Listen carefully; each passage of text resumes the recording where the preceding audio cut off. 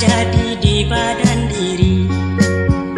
Badan tak golek di panghusan, mato indah namun diajak damai, hati nan kusui pikiran cewang.